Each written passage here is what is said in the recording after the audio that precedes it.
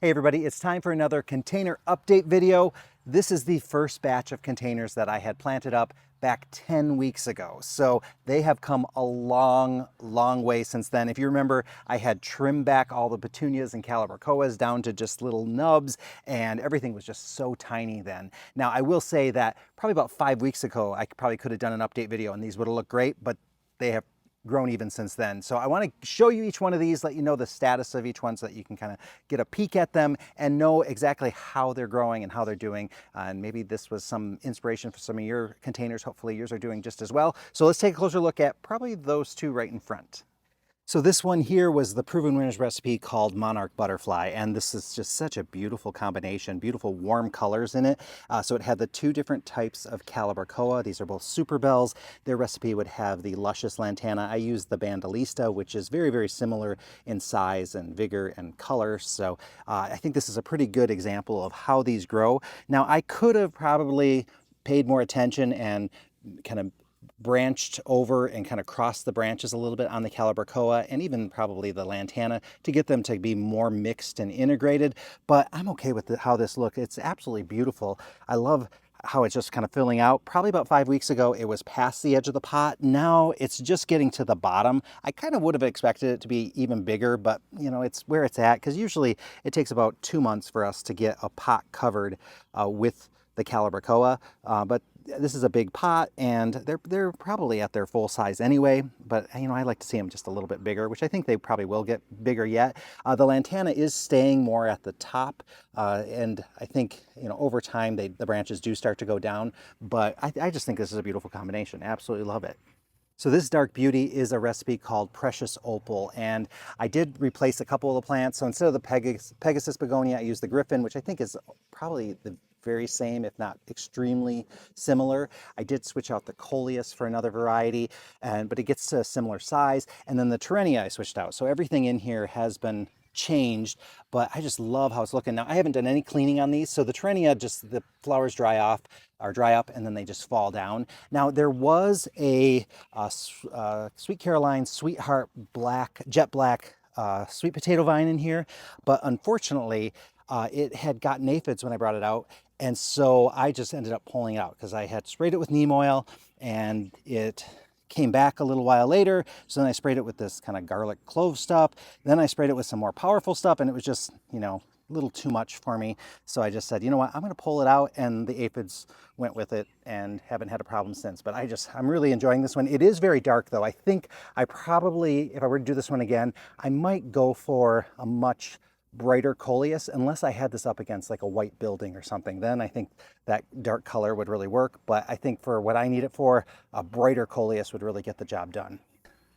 So these twin wonders were kind of a mashup of two recipes. One was called Hold Me Tight and the other one was called Light Up. Has that Supertunia Vivid Orchid petunia, which is new this year. So there's one of those. And then this here, the white one, is the Supertunia Mini Vista White. There's two of those.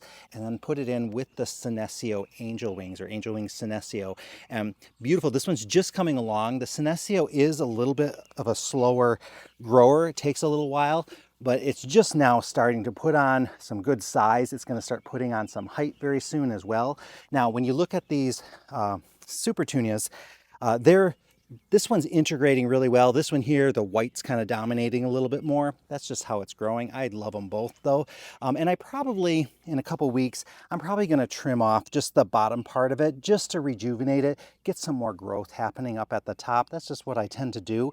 And it does kind of tidy them up a little bit, because at this point when they're on the ground, they're going to start kind of getting a little loosey-goosey, maybe not always looking quite as good. So give them just that little trim along there, just tidies it up, makes it look really good, and you start seeing more growth right along the top.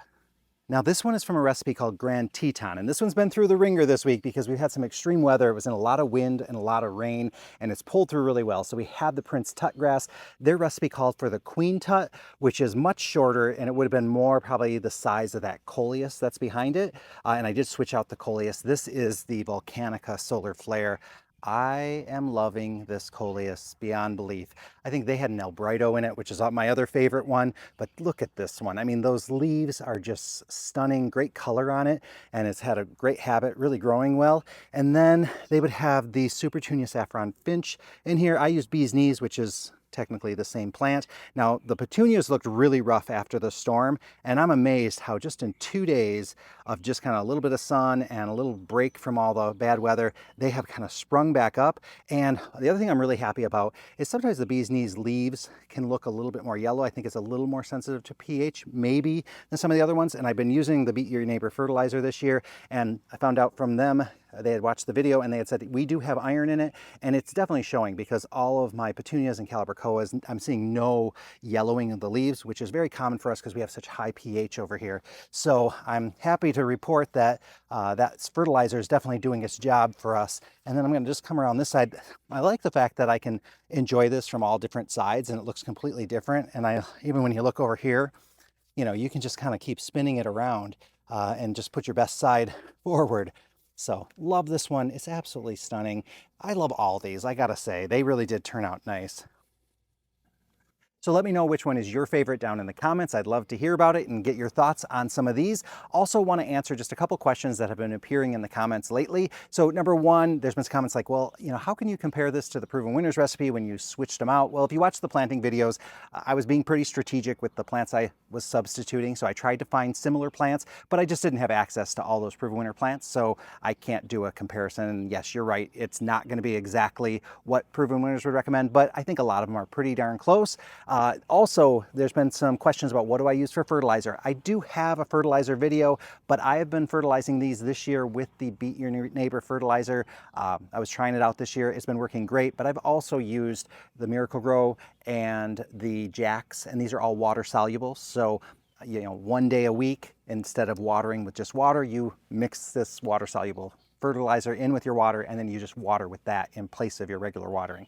So that's what I've been doing for fertilizer. People also always want to know where I get my pots, and pots are something that you're just going to have to look locally for. You can look online, but a lot of times the bigger pots are hard to come by. Just because I think it has to do with shipping maybe or something. They're just, you know, it's easy to find a 6 or 8 inch pot, but once you get bigger than that, it can be a little tricky. But so go to your local nursery. A lot of times they'll have all kinds of pots. And I think you can see, like in this one, people are always like, too, why do you use such plain pots? Well, if you look at this one here, if I used a fancy pot, it would just get covered up anyway. So sometimes it doesn't pay to have a fancy pot. Although I guess for the first, say, 4 weeks before the pot was covered, might be nice to be able to look at, but then it's pretty much covered up. And several weeks back, there were some comments going, well, not all of us have a greenhouse, so we don't have the luxury of being able to grow these. The only reason why these were in the greenhouse is because they were planted, 7 weeks before our last frost date, so I didn't have a choice. Either I had them in a greenhouse or I'd have to wait until about 3 weeks ago to plant them, which would then have put us out, another 4 weeks before I could even get to this video. Yes, the greenhouse does protect them a little, so mine might be a little bigger than something I had started right after frost. That said, growing plants like this in a greenhouse can be challenging in and of itself because the temperature is so much higher in the greenhouse. So trying to keep them watered, trying to keep them healthy, that can be a little bit of a challenge. So that's kind of my answer to that part of it. So growing it in the greenhouse, I mean, it's not going to necessarily change the outcome. You may have some weather events that could impact your plants, but otherwise, I mean, in general, it's going to be a similar kind of outcome in the end, hopefully. And with that, I want to say thank you for watching. Thank you guys for being such a supportive community. I do appreciate all your fine comments. It's been really great hearing you guys and getting your reaction and you guys just telling me what you're thinking of the videos. You've also given me some ideas for some new videos to do in upcoming weeks or even next season. So I am filing all those away in my brain and hopefully I'll remember to get them all down. I should start a chart or a list, shouldn't I? That would be probably pretty valuable. Corey needs to start a list, so I'm going to work on that. Thank you guys for watching. See you guys soon.